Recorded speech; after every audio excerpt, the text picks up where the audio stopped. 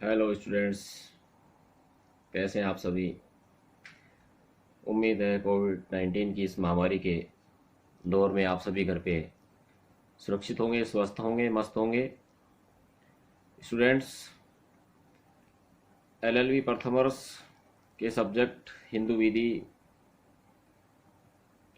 के संबंध में काफ़ी समय से आपके लिए वीडियो उपलब्ध नहीं करवा पाए। आज हिंदू लॉ वापस शुरू करते हैं। हिंदू लॉ में हमने पूर्व में लास्ट वीडियो जो हमारा था वो हिंदू उत्तराधिकार अधिनियम 1956 के परिचय और परिभाषा के संबंध में था। उसी को आगे बढ़ाते हुए उसी कड़ी में आज हम एक हिंदू पुरुष के जो निर्वसित ही मर गया उसके उत्तराधिकार के संबंध में आज हम चर्चा करेंगे, अध्ययन करेंगे। देखिए, एक हिंदू पुरुष है जो मर गया, लेकिन उसने अपनी संपत्ति के संबंध में वसीयत नहीं लिखी, निर्वसित ही मर गया। उसके संबंध में चर्चा करेंगे, लेकिन चर्चा शुरू करने से पहले एक मैं आपको जर्नल या कहूँ कि एक सामान्य बातचीत के जरिए और संपत्ति के उत्तराधिकार के बारे में कुछ बता देना चाहूँगा। देखिए, यदि कोई जीवित व्यक्ति संपत्ति का अंतरण करता है तो उसके संबंध में ट्रांसफर ऑफ प्रॉपर्टी एक्ट 1882 के प्रावधान लागू होते हैं। उसके अंतर्गत संपत्ति का ट्रांसफर किया जाता है यदि जीवित व्यक्ति के द्वारा किया जाए तो। यदि मृत व्यक्ति के संबंध में बात करें तो यहाँ पर दो स्थिति है। नंबर एक क्या है कि वह व्यक्ति अपनी संपत्ति के संबंध में अपने जीवन काल में वसीयत लिख दिया, जो कि उसकी मृत्यु के पश्चात प्रभाव में आ जाती है। और नंबर दो कि यदि उसने वसीयत नहीं लिखी, निर्वसियत ही मर गया, तो फिर उसके बाद में हिंदू उत्तराधिकार अधिनियम 1956 के प्रावधान लागू होंगे। लेकिन ये प्रावधान कब लागू होंगे? ये जब लागू होंगे जब जो पुरुष निर्वसित ही मरा है उसका विवाह हिंदू विवाह अधिनियम 1955 के अंतर्गत हुआ है, तभी हिंदू उत्तराधिकार अधिनियम 1956 के प्रावधान लागू होंगे। यदि पक्षकारों के बीच में विवाह स्पेशल मैरिज एक्ट के अनुसार संपन्न हुआ है तो भारतीय उत्तराधिकार अधिनियम 1925 के प्रावधान लागू होंगे और उसी के अनुसार संपत्ति उत्तराधिकार में प्राप्त होगी, विभाजित होगी। लेकिन आपके दिमाग में प्रश्न चल रहा होगा कि सर, आपने तो विवाह के संबंध में ही बात बताई है। यदि कोई पक्षकार अविवाहित मर जाए, कुंवारा मर जाए, तो उसके संबंध में कौन से प्रावधान लागू होंगे? बिल्कुल हो सकता है, ऐसी भी स्थिति हो सकती है, ऐसी भी प्रॉब्लम हो सकती है। अगर इस तरह की कोई बात है, यदि कोई पक्षकार अविवाहित मर जाए तो उसके संबंध में उसके माता पिता का विवाह किस अधिनियम के अनुसार हुआ, उस बात को ध्यान में रखते हुए और संपत्ति उत्तराधिकार में दी जाती है, एक पक्षकार से दूसरे मंत्रित होती है, विभाजित होती है। ये एक जनरल बात होगी। अब यदि कोई पुरुष है, मर गया, वसीयत भी नहीं लिखी, विवाह हिंदू विवाह अधिनियम 1955 के अनुसार संपन्न हुआ, तो उसके संबंध में हिंदू उत्तराधिकार अधिनियम 1956 के प्रावधान लागू होंगे। हिंदू उत्तराधिकार अधिनियम 1956 की धारा 8 में प्रावधान किया गया है, मृतक हिंदू पुरुष के उत्तराधिकारियों के बारे में संपत्ति किस प्रकार से, कौन कौन से वर्ग के, कौन कौन से श्रेणियों के उत्तराधिकारों को और कब मिलेगी।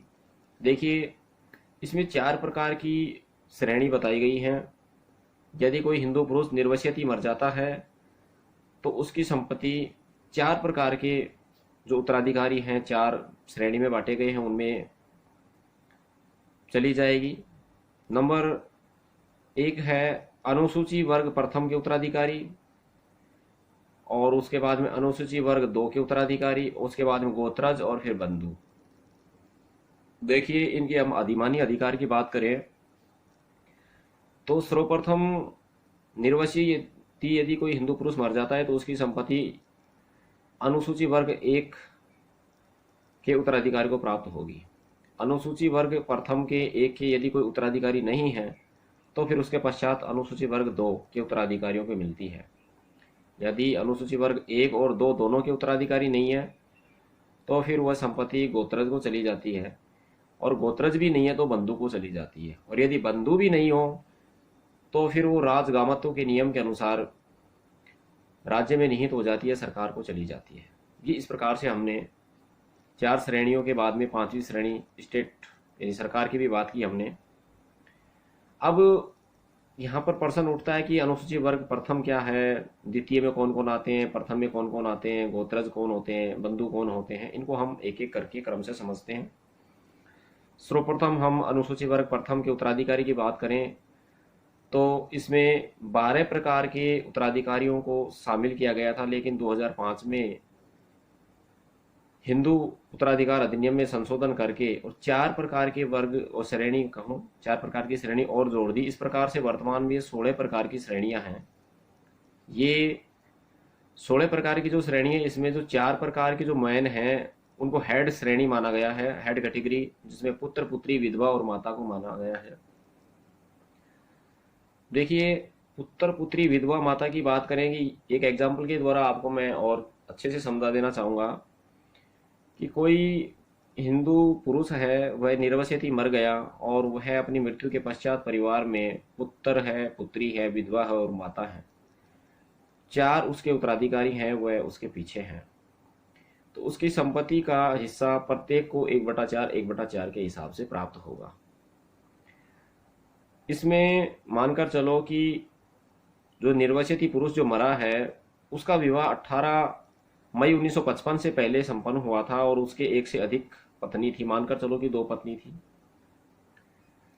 अब वह मरा है, उस समय उसके एक पुत्र है, एक पुत्री है, 2 विधवा हैं और माता है। देखिए, अभी हमने 1/4 हिस्से की जो बात की थी, तो इसमें ऐसा ही होगा, 1/4 पुत्र को, 1/4 पुत्री को, 1/4 माता को, 1/4 जो हमने विधवा को पहले दिया था उसकी पत्नी को, वो अभी 2 पत्नी है, दोनों में विभाजित हो जाएगा। यानी पत्नी से एक से अधिक कितनी भी हो उन सबको मिला करके एक ही हिस्सा मिलेगा, यानी कि अब उनको 1/8 हिस्सा मिल जाएगा। माता की बात करें तो माता के अंतर्गत सौतेली माता शामिल नहीं है। संतान की बात करें तो मानकर चलो अभी हमने उदाहरण के लिए एक पुत्र एक पुत्री को लिया है, यहाँ पर 2 पुत्र 2 पुत्री भी हो सकते हैं, एक पुत्र 2 पुत्री हो सकते हैं, उन सबको बराबर का हिस्सा मिलता है। इसके बाद में ये हमने 4 प्रकार की श्रेणी की बात की। 5वीं की बात करें तो इसमें पूर्व मृत पुत्र का पुत्र यानी कि पौत्र को शामिल किया है। इसके बाद में पूर्व मृत पुत्र की पुत्री अर्थात पौत्री को शामिल किया है। पूर्व मृत पुत्र की विधवा अर्थात विधवा पुत्र वधु को माना गया है। 8वें नंबर पे पूर्व मृत पुत्री का पुत्र अर्थात दोहिता। इसके बाद में 9 नंबर पे है पूर्व मृत पुत्री की पुत्री अर्थात दोहिती।